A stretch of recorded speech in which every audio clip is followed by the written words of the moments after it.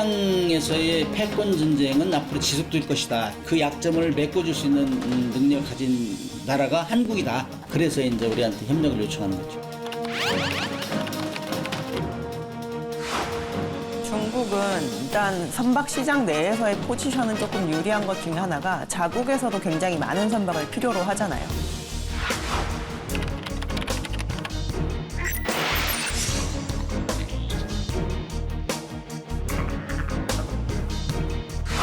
시청자 여러분 안녕하십니까. 그래픽으로 만나는 경제 토크쇼 픽. 복잡한 경제 이슈를 쉽고 명확하게 전달해 드리겠습니다.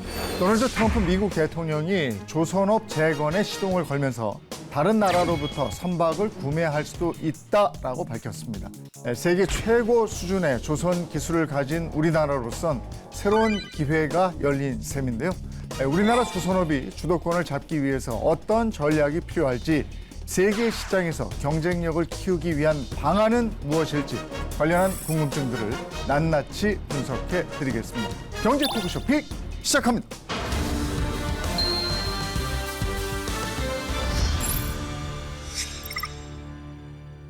오늘 함께해 주실 분들 소개해 드리겠습니다. 우종훈 서울대학교 조선해양공학과 교수 모셨습니다. 어서 오십시오. 엄경아 신영증권 리서치센터 연구위원 함께합니다. 어서 오십시오. 안녕하세요. 그리고 이슈를 보다 쉽게 전해줄 반진욱 기자도 함께합니다. 반갑습니다. 네. 미국이 조선업 재개를 본격화하면서 우리 조선업체들이 전략적 파트너로 떠오르고 있습니다. 이 배경 어떻게 보십니까? 이미 지금 중국은 척수로는 2015년에 미국을 뛰어넘었습니다. 그 이후에 지금 계속 그 격차가 벌어지고 있고 앞으로 이제 그 차이가 더 커질 것으로 예상이 되고 있는데, 몇 가지 숫자를 보자면 일단 지금 중국에 주목할 만한 상선 조선소는 75개. 근데 미국은 10개 전후밖에 안 되고요. 그중에 중국에서 함정 건조가 가능한 조선소만 20개가 넘는 상황입니다. 무엇보다 중국은 지금 상선과 함정을 같은 조선소에서 건조함으로써 계속 그 시너지 효과가 극대화되고 있다. 이런 위기 상황에서 우리나라에 지금 도움을 요청하고 있다라고 판단을 하고 있습니다. 아니 미국이 항공모함도 많고 그렇게 막 전함들도 많고 그런데 조선업을 손 놓고 있었나 보죠? 손을 놓고 있은 지가 사실 좀 몇십 년 돼서 이번에 이제 이렇게까지 한국에 손을 벌리게 된 데 있어서는 제조업 자체의 역량이 붕괴가 되었는데, 특히나 이제 조선업 역량이 너무 붕괴된 게 심하게 티가 나다 보니 이렇게 된 것이고요. 요즘에 이제 지연 사태가 굉장히 심해지고 있는 상황이거든요, 미국 내에서.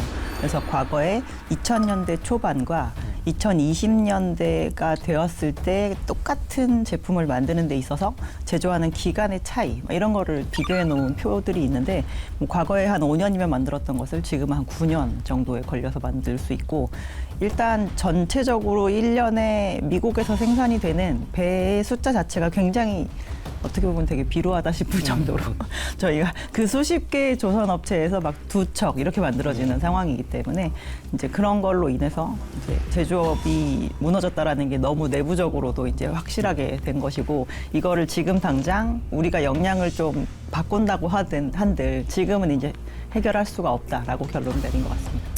중국하고 해군력 경쟁에서 미국이 지금 위기감을 느끼고 있다, 이렇게 봐도 될 것 같은데 미국하고 중국의 해군 함정 보유 상황은 어떻습니까? 미국 의회조사국이 발간한 중국 해군력 보고서에 따르면 올해 군함 보유 대수가 미국은 287척, 중국은 400척으로 나타났고 2030년엔 미국이 294척, 중국은 425척에 이를 것으로 전망됐습니다. 한때 선박 건조량이 세계에서 가장 많았던 미국은 지금 건조 역량이 후퇴하면서 해군력이 약화됐는데요. 이 빈자리를 중국이 차지하면서 미국의 우려가 커지고 있는 상황입니다. 이에 따라 미국 정부는 군함을 2054년 390척으로 늘린다는 계획을 세웠는데요. 노후화된 군함을 고려하면 30년간 364척의 군함을 새로 구매해야 하는 상황이라 현재 기준으로 구매 비용만 1조 750억 달러, 연평균 385만 달러를 지출하게 될 것으로 전망했습니다. 함정 기준 단순 척수는 저희가 한 2020년을 전후로 해서 이미 역전이 된 상황인데요. 지금 미국이 해군력을 지키고 있는 유일한 이유는 전 세계에 있는 저희가 항공모함의 절반을 미국이 가지고 있기 때문입니다. 한 11대 정도인 것으로 알고 있고 중국은 그에 반해서 이제 3대밖에 안 갖고 있어서 그걸로 인해서 해군력이 차이가 나는 거지 저희가 단순 숫자로 치면 지금 중국이 훨씬 많은 함정을 보유를 하고 있고요. 잠수함도 더 많은 대수를 보유를 하고 있는 상황이라고 보시면 될 것 같습니다. 지금의 미국 상황에서 우리가 미국과 협력을 한다면 분명히 우리 조선업계의 호재라고 볼 수 있겠네요. 예. 역대 이제 이런 기회가 없었다라고 할 만큼 호재라고 이제 보고 있는데요.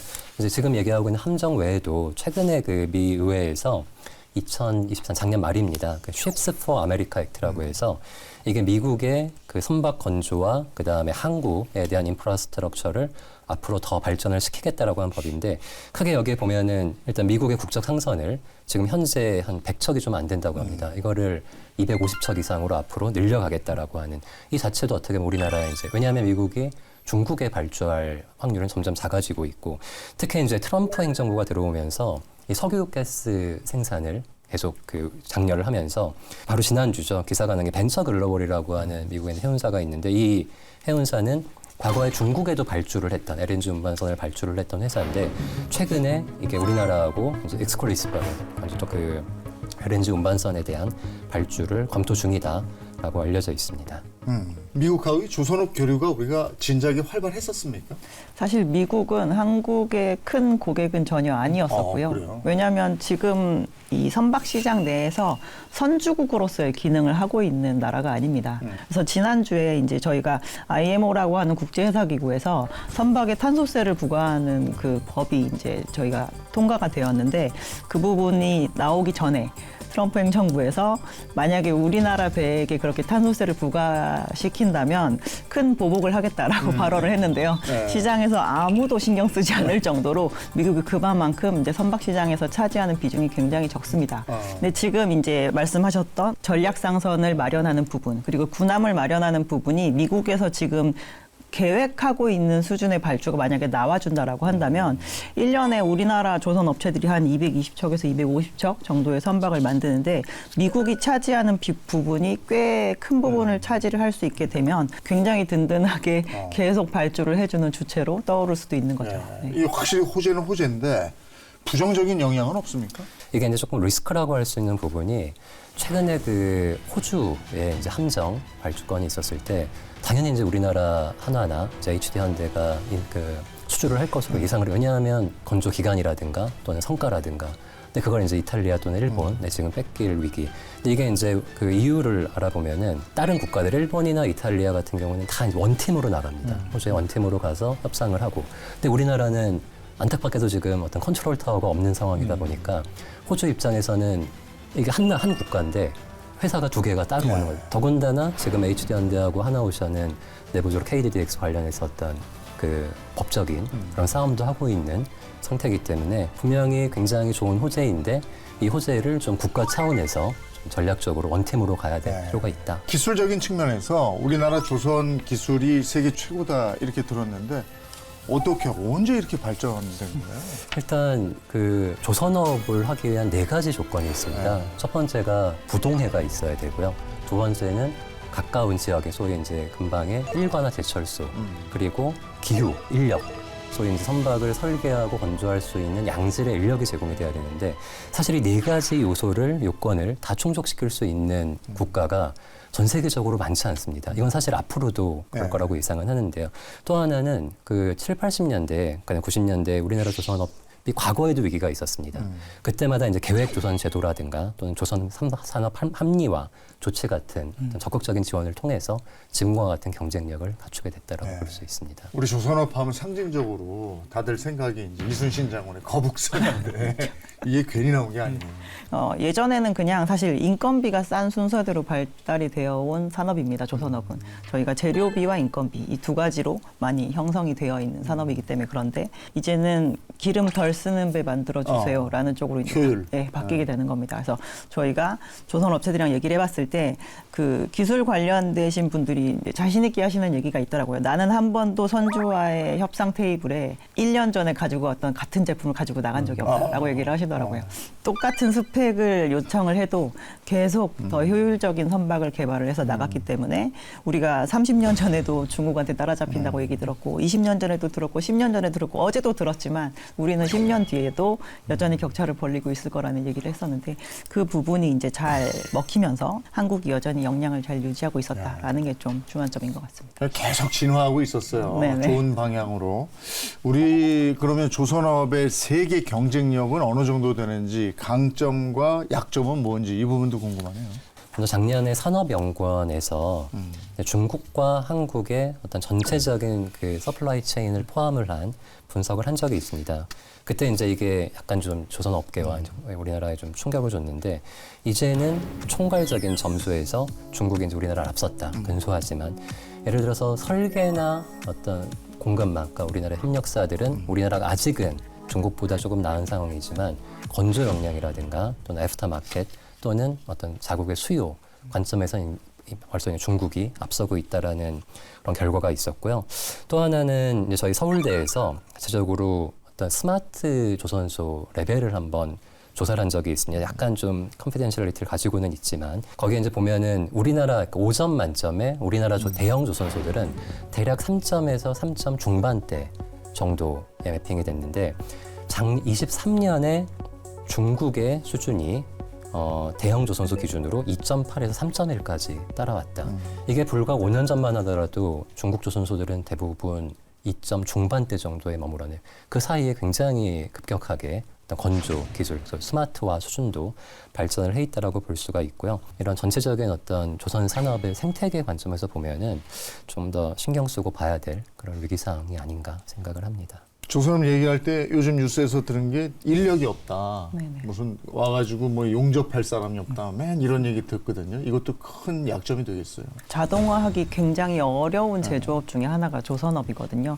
하나하나 매번 새롭게 설계를 하고 그러다 보니 이렇게 일률적으로 생산하는 제품이 아니라서 저희가 자동화가 굉장히 어려워서 사람이 항상 중요한데 요즘에 저희가 경남권이나 이제 전라도의 그 대불산단 이런 데 가보면 정말 눈에 띄게 외국인이 많이 보이고 있는 상황입니다. 협력업체의 40대 분이 애기라고 하시더라고요. 가장 어린 40대는 찾아볼 수도 없고 당연히 5, 60대가 청년이고 이제 이런 정도 수준이기 때문에 이거는 지금 현재 조선업체들도 굉장히 고민하고 있는 영역에 해당이 되고요. 저희가 22년에서 23년으로 넘어올 때 조선업체들이 다시금 뭔가 채용을 좀 많이 늘리기 시작을 해서 이 조선업체에게 연동되어 있는 협력업체들이 정말 힘들었습니다. 왜냐하면 원청에서 뽑는데 누가 협력업체의 자리를 하고 있겠어요. 협력업체들 중에 지금 건실하게 잘 살아있는 데들 같은 경우는 관리는 그냥 한국인이 하고 이제 현장에서 제조하는 것은 이제 외국인 인력을 채용을 해서 아예 그 체제를 갖춘 업체들은 좀 지금까지 잘 버티고 있는 상황이고 조선은 그래도 노하우를 자꾸 뒷세대에게 이렇게 물려줘야 되는 부분이 있는데 그런 부분에 대해서도 실제로 이제 고위 좀 기술직 이런 분들은 고민을 상당히 많이 하고 계신 측면이 있습니다. 이런 여건 속에서 지금 수주 상황은 어떻습니까? 국내 조선업계 올해 1분기 합산 수주액은 77억 달러를 기록했습니다. 업체별로 살펴보면 HD 한국조선해양은 올 들어 3월 말까지 총 21척, 35억 8천만 달러를 수주했고요. 하나오션은 총 9척, 약 23억 달러, 삼성중공업의 경우 총 12척, 약 19억 달러를 수주했는데요. 수주액만 놓고 보면 지난해 1분기와 비교해 절반가량 줄어든 수준이지만 선별 수주 전략으로 수익성이 높은 고가 가치 선종 비중이 확대되면서 양보단 질적인 측면이 개선됐다는 평가입니다. 저희가 연간으로 작년에 한 367억 달러 정도 수주를 했었기 때문에 2025년 1분기 수주가 막 너무 약했다 뭐 이렇게 보기는 사실 좀 어려운 상황입니다. 근데 이제 저희가 작년에 선주들이랑 좀 이렇게 얘기를 해보면 작년 11월 초에 미국의 정권이 바뀐다는 게 딱 결정이 되자마자 해운사 분들도 그렇고 에너지 관련 업체 분들도 그렇고 지금까지 세웠던 사업 계획 일단 중단 이렇게 얘기를 하고 미국이 어느 방향으로 가는지 좀 생각해보고 나도 이 선박에 대한 투자 결정을 방향성을 잡겠다라고 얘기를 하시면서 지금은 시장이 전 세계 경제에 대한 관망을 하다 보니 이렇게 된 것인데 그래도 이 와중에 좀 안정적인 부분이 있는 건 조선 업체들은 지금 수주 잔고가 굉장히 길지 않습니까? 저희 거의 한 3년치 이상 다 들고 있는 상황이라 사실 시장이 어디로 튈지 모르겠다라는 불안감이 더 많이 부각될수록 사실 안정성이 되게 많이 부각될 만한 산업이 조선업이기도 합니다. 미국 시장이 또 어떻게 될지, 어떻게 공략해야 될지 이게 또 과제일 텐데 우리 기업들은 어떻게 대응들을 하고 있습니까? 이미 이게 작년부터 굉장히 핫한 이슈가 돼서 지금 소위 투톱이라고 하는 HD현대와 하나오션이 정말 적극적으로 활동을 하고 있습니다. 하나는 어떻게 보면 현지 조선소 인수라고 하는 전략. 그래서 보면 두 가지 이제 대표적인 법이 있습니다. 그 번스톨레프슨 법이라고 하는 미국에서만 미국의 함정은 미국에서만 만들어야 된다. 네. 존스 액트라고 하는 미국의 운반선은 미국에서 만들어야 된다. 이걸 어떻게 보면 직접적으로 회피해 갈 수 있는.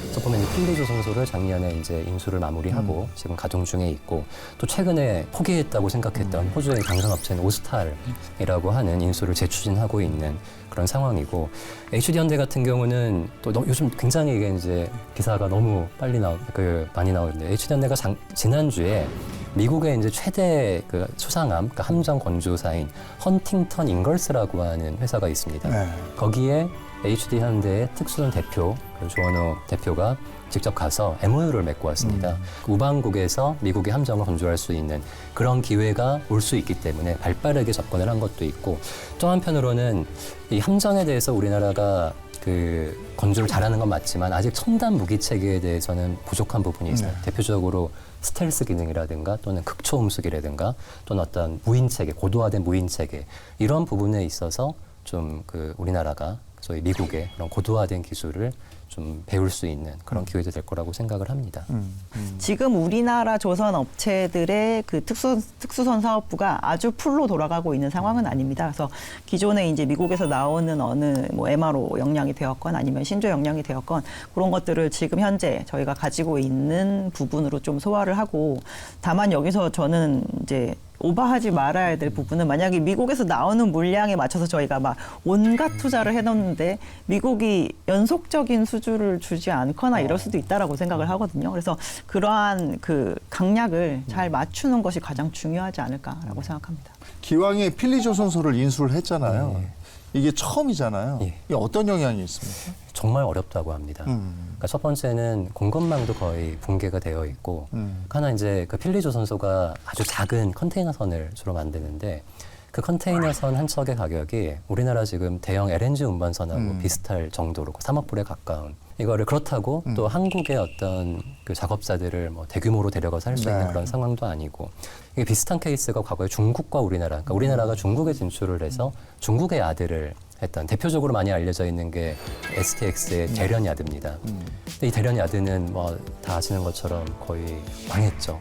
사실 망한 이유 중에 외부로 알려진 거는 그룹사의 붕괴를 얘기를 하지만 사실은 내부를 들여다보면은 중국의 그 작업자들을 제대로 관리하지 못했던 소위 그 사람들을 소위 교육시키고 어떤 정상적으로 선박을 건조할 수 있도록 하는 하지만 하나오션과 소위 하나그룹이 지금 이런 부분에 투자를 하고 접근하는 어떤 전략들을 보면은 좀 나름 어떤 좀 기대를 할 수 있지 않을까 네, 그런 생각은 하고 있습니다. 그 부분이 제가 굉장히 우려가 되는 게 그 아까 말씀하신 필리조선소에 수주 받아놓은 그 4척의 컨테이너 선박이 발주가 된 시점이 22년 10월입니다. 근데 인도 예정 시기가 26년과 27년에 걸쳐서 있더라고요. 내년, 후년 이러네요. 그러면 2척씩 건조하는데 4, 5년씩 걸리는 거잖아요.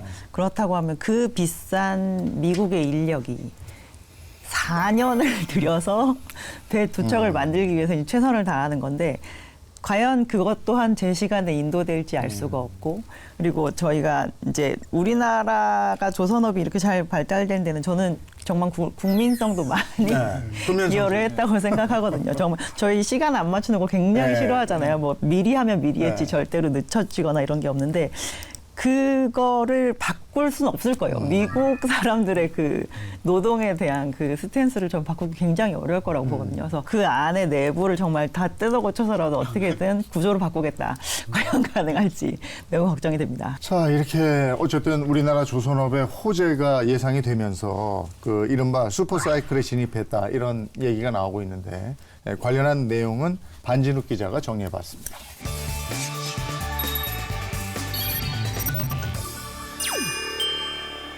흔히 조선업 호황이 오는 시기를 슈퍼사이클이라고 하는데요. 이번에는 단순히 슈퍼를 넘어 울트라 사이클을 넘보고 있습니다. 선박 교체 주기가 짧아져 주문이 폭증한 데다 미국의 중국 견제가 겹친 덕분이죠. 조선산업은 대표적인 주기 산업입니다. 비싼 가격의 배는 한 번 만들면 30년 넘게 사용합니다. 때문에 한 번 만들면 30년 뒤에 주문이 다시 들어옵니다. 전문가마다 말은 갈리지만 조선업 첫 번째 슈퍼사이클은 1968년에서 1914년, 두 번째는 2002년에서 2008년으로 꼽습니다. 첫 번째 슈퍼사이클은 이른바 골디락스 시기와 맞물립니다. 2차 세계대전이 끝나고 전 세계 경제가 호황기에 접어들 때입니다. 각국 간 교류가 활발해지면서 많은 물건을 실어 나를 수 있는 컨테이너선이 이때 처음 등장합니다. 컨테이너선 주문량이 급증하면서 조선업계 1차 대호황이 이뤄집니다. 두 번째 슈퍼사이클은 이른바 교체 주기와 관련이 깊습니다. 배의 수명은 통상 30년을 잡는데요. 1차 슈퍼사이클 때 만들어진 배들이 교체될 시기가 다가온 것이죠. 2002년부터 배 주문량이 폭발적으로 늘었고 이에 따라 두 번째 슈퍼사이클이 완성됩니다. 특히 2007년 한국조선업의 위세는 대단했습니다. 10월 현대중공업, 현재 HD 한국조선해양의 주가는 55만 원을 넘어섰습니다. 코스피 시가총액 순위는 3위. 당시 현대중공업보다 시가총액이 큰 기업은 삼성전자와 포스코뿐이었습니다. 현재 HD 현대중공업 주가가 엄청 올랐는데도 30만 원대인데요. 과거 슈퍼사이클의 위상, 이 정도면 얼마였는지 짐작이 가시죠. 그런데 이번 세 번째 사이클은 슈퍼사이클을 넘어 울트라 사이클이 될 것이라는 분석도 나옵니다. 바로 트럼프 미국 대통령의 중국 견제 때문입니다. 효과는 이미 올해 3월부터 톡톡히 나타나는 중입니다. 올해 3월 한국 선박 수주 물량은 82만 CGT를 기록한 반면 중국의 조선소의 수주 물량은 52만 CGT에 그쳤습니다. 미중 패권 경쟁 속 다가온 세 번째 슈퍼사이클. 과거의 영광을 넘어 울트라 사이클로 한국조선의 화려한 부활이 가능할까요? 이번엔 중국 얘기를 좀 해볼까요? 중국의 조선업 빠르게 성장하고 있는데 그 배경은 어떻게 봐야 됩니까? 일단 크게 두 가지입니다. 먼저 막강한 금융 지원, 두 번째는 탄탄한 내수 시장입니다. 일단 우리가 어떤 선박을 수주를 받으려면 RG라고 하는 리펀드 개런티, 소위 보증이죠. 근데 우리나라 같은 경우는 안타깝게도 RG를 받지 못해서 수주를 하지 못하는 경우들도 있지만 중국은 그런 경우가 없을 정도로 탄탄한 금융 지원이 이루어지고 있고 포스코라고 하는 세계 거의 5위권의 그런 해운사를 보유하고 있을 만큼 내수 시장이 탄탄합니다. 가끔 제가 이제 이렇게 구글이나 이런 지도를 가지고 양쯔강을 확대해서 들어가 보면 굉장히 큰 강이잖아요.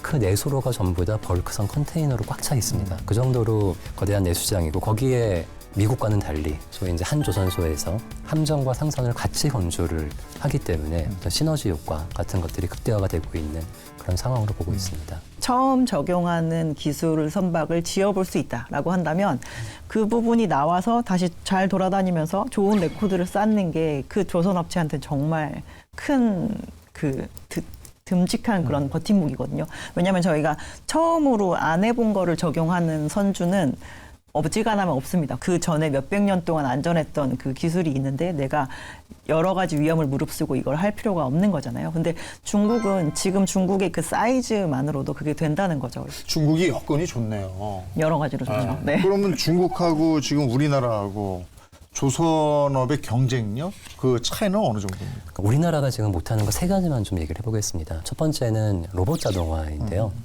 우리나라는 물론 최근에 이제 대형 조선사 중심으로 협동 로봇 같은 것들을 투입하려는 노력은 하고 있지만 중국은 어프로치가 좀 다릅니다.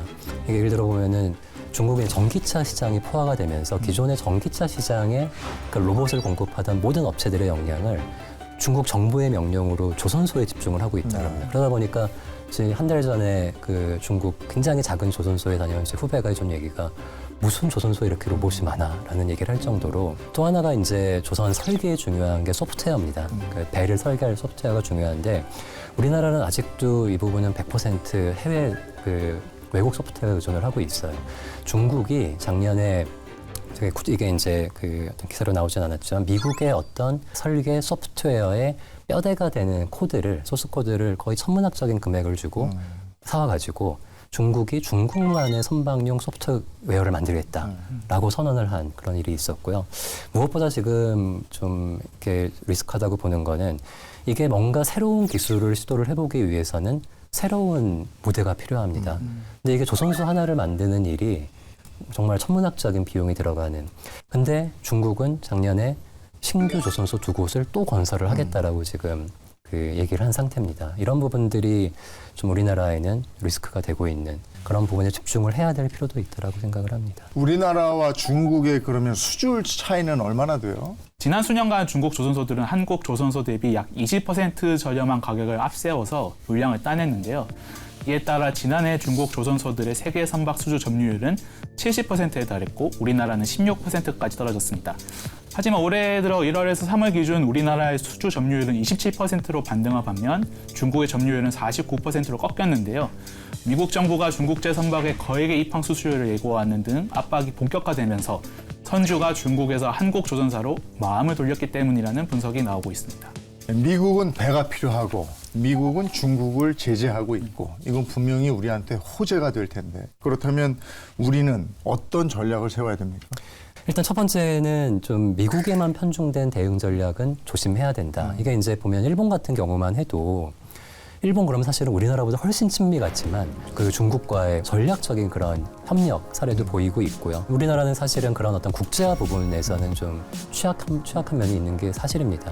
그리고 바로 지난주에 소위 이게 트럼프 대통령의 행정명령으로 이게 Restoring American Maritime Dominance라고 하는 행정명령이 나왔습니다. 여기에 보면은 중국의 위협을 막아야 된다라고 하면서 크게 자국 제조를 지향을 한다라고 하는 어떤 행정명령 그리고 또 한편으로는 인력 양성을 하는데 여기에 어떤 내부적인 그런 어떤 교육에만 의존하지 않고 해외에도 소위 이제 우방국 중심으로 훌륭한 그런 역량이 있다라고 그러면 얼마든지 거기에 지원을 하겠다라고 하는 그런 어떤 법규가 아까 행정명령이 나와 있는 상황인데 저는 이런 면에서 우리나라도 여기에 대응할 수 있는 어떤 외교부 중심의 컨트롤 타워가 필요하겠다라는 게 하나.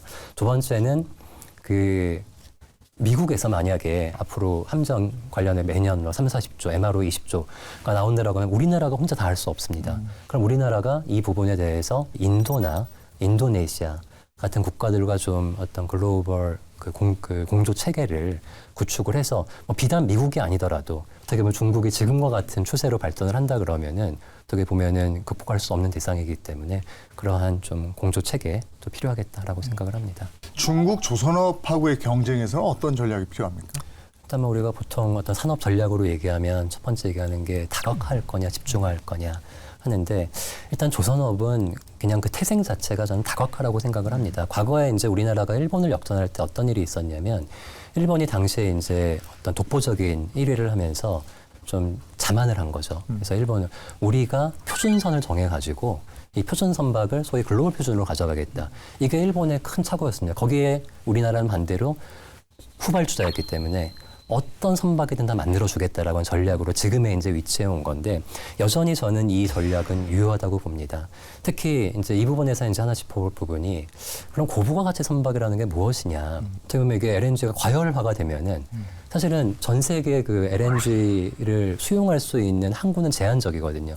근데 이걸 막 출혈 경쟁을 해가지고 또 막 그 설비를 확장을 하다 보면은 또 나중에 굉장히 큰 손실로 다가올 수 있기 때문에 그런 부분이 하나가 있을 것 같고 이게 전통적인 쉽빌딩, 그러니까 배를 파는 산업만으로는 사실은 거의 한계 효용에 직면했다고 보고 있고요. 또 최근에 보면은 해운으로 진출을 한다거나 그 다음에 뭐 하나오션 같으면은 에너지 밸류체인 아예 자사에 통합을 해가지고 가겠다. H전에도 마찬가지로 그런 유사한 전략을 수립을 해가고 있는데 그런 부분들이 좀 나가야 될 방향. 그러니까 같은 모델로는 경쟁이 힘든 거죠. 이제 우리나라 산업이 이 해운 산업과 조선업이 사실 국가의 경제 사이즈 대비 굉장히 큰 편에 해당이 됩니다.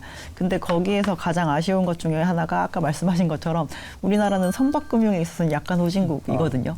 그래서 원래 금융이 받쳐줘야 되는 산업인데 저희가 법적으로도 선박이 부동산입니다. 이걸 일시불에 사는 사람은 아무도 없어요. 그렇죠. 당연히 롱텀에 론이 필요하고 이 부분에 대한 구조적인 부분이 잘 받침이 되어야 되는데 금융만 잘 돌아간다면 영업을 하는데 전혀 이상이 없을 텐데 그 부분을 그러니까 코로나 팬데믹 이후에 선박시장이 돌아선다는 얘기가 들어서고 나서 굉장히 여러 금융기관들과 했는데도 정말 쉽게 풀어주지 않는 그런 측면을 많이 보이고 있습니다. 그래서 그런 것도 있고 일단 조선소가 조성이 된 시기에 대한 차이가 너무 많이 나기 때문에 저희가 70년대에 다 조성이 된 메이저 3사 이렇게 있고 중국 같은 경우는 실제로 2010년 이후에 조성된 조선소도 있거든요. 그래서 저희가 할 수 있는 부분은 그냥 제품으로 승부하는 수밖에 없습니다. 저희는 명품 팝니다라고 해야 되는 거고요. 지금 어쨌든 그게 잘 먹히는 고효율 선박에 대한 니즈가 상당히 충만해져 있는 상황이기 때문에 저희는 그거에 대한 R&D를 이제 멈추지 않아야 되고 작았던 영역이 있거든요. 예전에 전 세계 LNG 캐리어 200척밖에 없었습니다. 근데 거기에서 카타르가 갑자기 100척을 발주하면서 딱 등장을 하면서 그게 한국 조선업체들에게 큰 전환점이 되기도 했었는데요.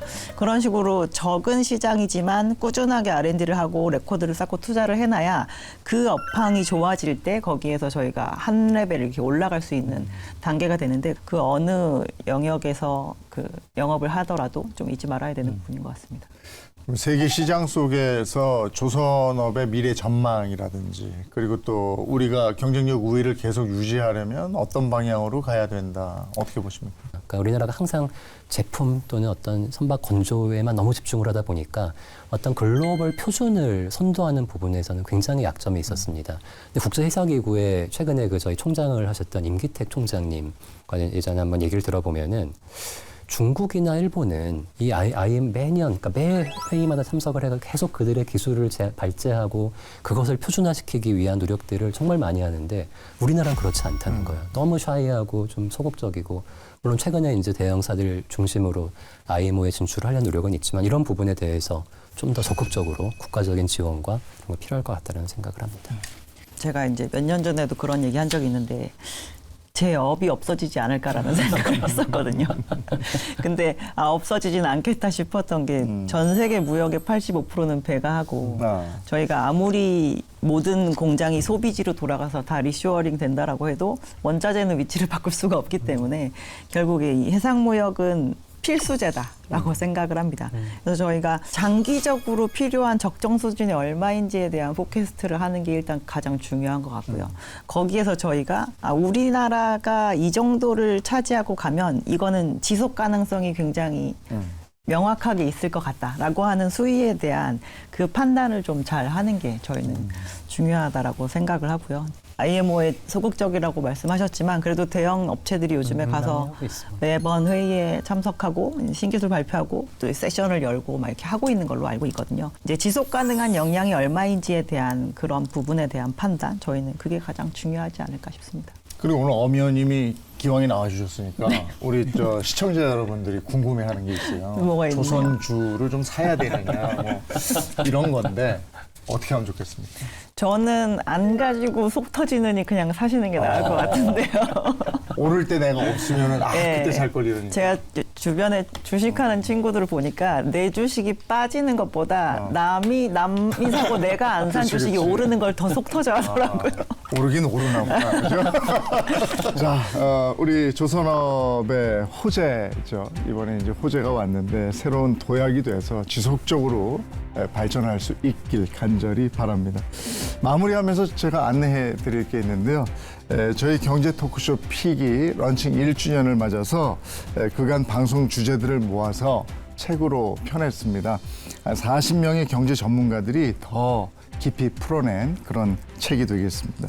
책에 대한 기대평이나 프로그램 시청 후기를 보내주시면 추첨을 통해서 저희 경제 토크쇼 픽 책을 여러분께 선물로 드리겠습니다. 많은 참여 부탁드리죠. 경제 토크쇼 픽 오늘은 여기서 인사드리겠습니다. 고맙습니다.